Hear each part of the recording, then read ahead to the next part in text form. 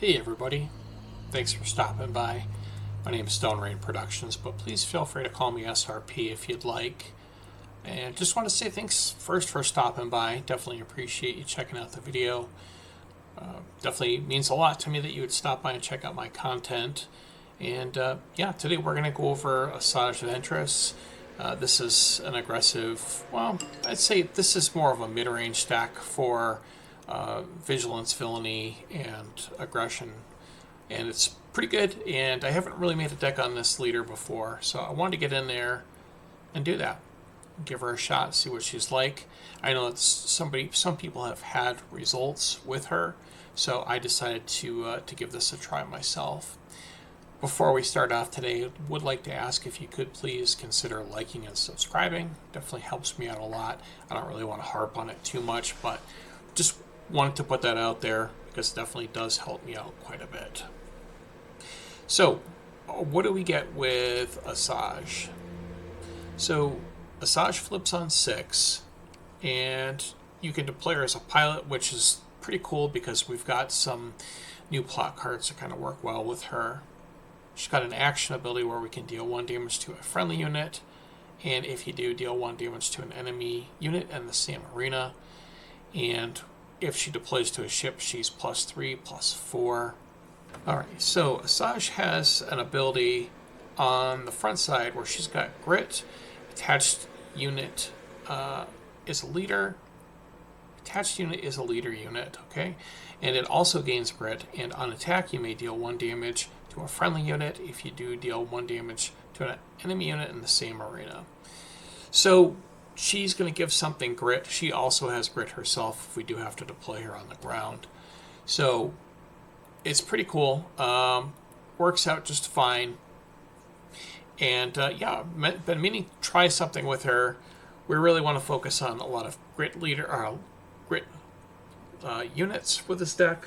Tarkintown's there to finish it off. But this deck is also pretty aggressive. I know that I called it mid-range, but I guess you could really say that this is a little bit more of an aggressive deck. But let's start over here. We've got Tarkintown, and for those that aren't aware, it has an epic action where we can deal 3 damage to a damaged non-leader unit. So we can ping something with Asajj and then just immediately take it out. Daring Raid, 1 cost event. It's going to deal 2 damage to a unit or a base. Kind of helps facilitate that, or it helps facilitate the Asajj ability. I'm really happy that Asajj does not have 1 cost to exhaust this. Very happy about that. We've got 3 copies of Hotshot DL44 Blaster in here. I'm not really crazy about this because we don't have Cunning. If we want to smuggle this, it's going to cost us 5 to do so. So a lot of times this ends up being a 1 cost upgrade that we're doing. It's not quite as good, but running red, we don't have a lot of options for upgrades. It's this, or we could run something like a Surprise Strike off aspect, and it's just not worth it. So I think this is the lesser of 2 evils, running this in here. We can still smuggle it for 5 if we don't have cards in hand, or if we just really need to get in an extra 2 damage, or we can just play it as a 1 cost +2/+0. Where we start to get some nice advantages here.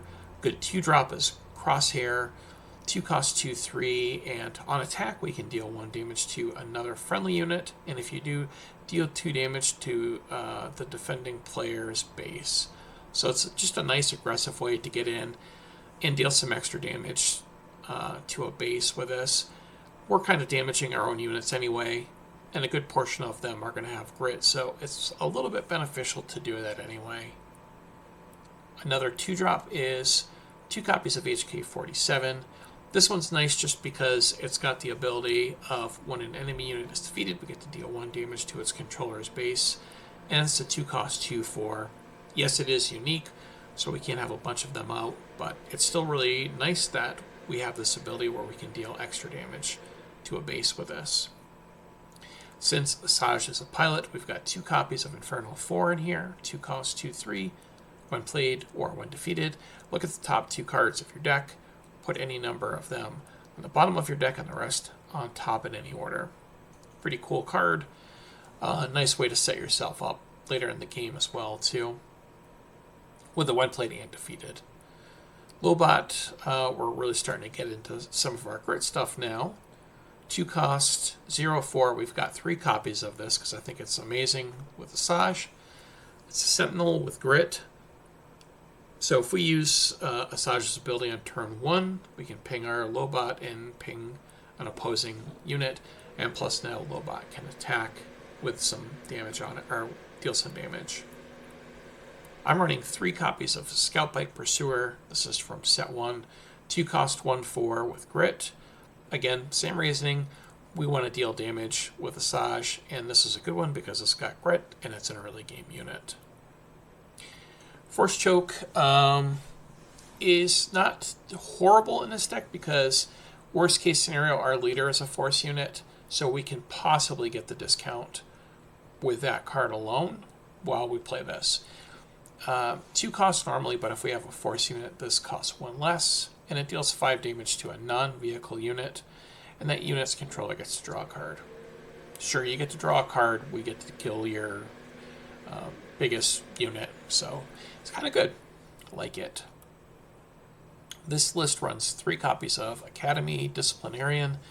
When played, you may deal 1 damage to a friendly unit with 2 or less power and ready hit. It's pretty beneficial with our grit units like the Scout Bike and Lobot. Believe that's pretty much everything that it can hit. Oh, we got the Pong Krell as well later on. So it's also good for other things like the Ogdo Bogdo, because the one play we get to deal 1 damage to a friendly unit. Actually, take that back. Wouldn't be able to do that to Ogdo, but we can still deal damage to something and potentially ready it. Not a lot of targets in here. We've got the Crosshair, HK, Inferno, Lobot, and Scout Bike. But it's still a pretty cool card, and I think it fits because most of those are going to be grit units anyway. I'm running 1 copy of Disabling Fang Fighter, 3 cost, 3/2 in space. With when played, you get to defeat an upgrade. I'm running 3 copies of Newt Gunray, 3 cost, 3/4 with grit. And the reason why I like this so much is it has when played or on attack, you may give another friendly official with Sentinel. You may give another friendly unit Sentinel for this phase. So you can give something else Sentinel and keep this alive, and then just the next turn you attack with him, give something else Sentinel. It's a very annoying card, and I just absolutely love it. Plus the grit, it fits pretty well in here. Ogdo Bogdo is pretty perfect with Asajj. 3 cost, 5/5. This unit can't attack unless it's damaged. Our leader damages our unit. And when this unit attacks and defeats a unit, we get to heal 2 damage from this unit. So we have to be mindful of it. We could potentially defeat something and then heal 2 damage from it. But we can go back in with our leader and damage it again. So it's not a problem, really. Trying out 2 copies of Aggressive Negotiations. Again, we talked about the Hotshot DL44 blaster before. We don't really have a ton of great ways to run buffs in here. So I'm trying Aggressive Negotiations. You could run the plot card if you want to. It's probably better, but this is just really trying it out to see how it feels. I can tell you in general, from my games that I've been playing, I'd rather have the plot card in there. The name eludes me for some reason, but I'm pretty sure most of you know it. 3 cost, and it gives it +3, +0. We've got 3 copies of Power of the Dark Side. I'm sure most of you know this. 3 cost event. An opponent chooses a unit they control and defeat that unit. We're running 3 copies of Scimitar. 4 cost, 3/4. While this unit is damaged, it gets +3, +0. So it's just a great way to get some easy way to get damage on this thing, and once we do, it basically becomes a 6 powered attacker, which is really awesome. It clears most stuff out, or we can get in and deal a bunch of damage. Banshee is pretty perfect with Asajj, which would make sense because this is her ship. 5 cost, 4/5 in space. On attack, you may deal damage to a unit equal to the amount of damage on this unit. And this really is looking to get the pings from Asajj because we want to take out other things with this on attack ability. 2 copies of Devastating Gunship, 5 cost, 3/5 with grit and space. When played, we get to defeat an enemy unit with 2 or less remaining hit points. With Asajj's ability, we should be able to get that most of the time. 2 copies of No Glory Only Results. 5 cost event, take control of a non-leader unit, then defeat it. This is good to get around like lurking TIE Phantoms or the Chewbacca pilot, the cunning one for heroism. So it's a card to kind of get around those. For those that know me and have run into me in person, I like to joke around about making a card called No Results Only Glory, just some Imperial guy showboating, not really doing anything, just kind of showing off. I don't know what the card would actually do. I just think it sounds funny. We've got 3 copies of Cinta Kaz because she's great with pilot leaders. 6 cost, 5/5. When played, you may attack with a unit. She has plot. Asajj deploys on 6. Cinta has the plot ability and she costs 6. So we get to play her onto a ship and attack with her immediately. Pilots seem to be the best with Cinta Kaz here. So wanted to go with that, and it's been working great so far for me. 3 copies of Ruthless Raider. This card absolutely should have been a rare. It's really great. 6 cost, 4/6. It's a capital ship. It's going to be important for our card later. 4/6, as I mentioned, when played or when defeated, we get to deal 2 damage to an enemy base and 2 damage to an enemy unit. So when we play it, we get that effect, and then when it's defeated, we get that effect. I've been running 1 copy of Pong Krell. I haven't run into it just yet because it's one of, but ideally what we're looking for, this is a 7 cost, 2/9 with grit. When this unit completes an attack and survives, you may defeat a unit with less remaining hit points than this unit's power. With Asajj's ability, we should be able to get the pings on this up pretty highly, and with it attacking other units as well, the damage is going to go up there too. So pretty cool. We could potentially double kill with the Pong Krell. Sideboard. We've got 2 copies of Emergency Powers. Just kind of a good way to get an early unit powered up. 1 cost.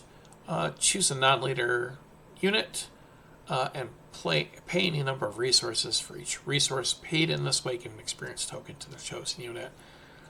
It's just a good way to kind of get in a lot of damage early. I think this is pretty good against control decks, but you want to be able to do make sure that you've got at least 2 units out at one time, because the early power of the dark side is going to really get you otherwise. It's also good against like Sentinel based decks as well, just to get like a really beefy thing and take out other Sentinels. We've got 2 copies of Perimeter ATRT, which is a 4 cost, 3/5 Sentinel on the ground. Not really a lot to say there. It's good against aggressive decks. 2 copies of Pillage for control. It's a 4 cost event. Choose a player. They discard 2 cards from their hand. 2 copies of Planetary Bombardment. This is why I wanted to mention that the Ruthless Raider was a capital ship. 6 cost event. Deal 8 indirect damage to a player. If you control a capital ship, deal 12 indirect damage instead. It's not... Most likely it's going to be the 8 damage, be completely honest with you. However, once in a while we will get the 12. But still, the 6 for 8 indirect is still really good. And so far, that's been the majority of the case here. However, our last sideboard card is also a capital ship, and that kind of evens it out if you want to go with this route. It's just a good way to finish the game out. But Devastator is an 8 cost, 9/6 in space. You assign all indirect damage you deal to opponents. And when played, you get to deal 4 indirect damage to each opponent. So it's pretty cool. Just a good way to finish the game up. And just an additional card to kind of give us for the Planetary Bombardment as well. I've had good luck with the Asajj so far, so I definitely recommend it. If you like aggressive decks, this is kind of a 50-50 split for now. I think I'd like to go more space with this, though, in the future. So the mix is nice. We can still, I'm not 100% sure on that disciplinarian card. Really, this is just a phase one. I want something to kind of go with the great units. But yeah, that's the list. Definitely been having a lot of fun with this. Recommend giving it a try. If you do give it a try, feel free to leave a comment. Let me know how you've done with this. Let me know changes that you'd make or have made to this. I'd love to know. Love to know how you're doing with it. So, once again, I just wanted to say thanks for stopping by. I appreciate your support. And I just wanted to say, may the force be with you, my friends. Be well.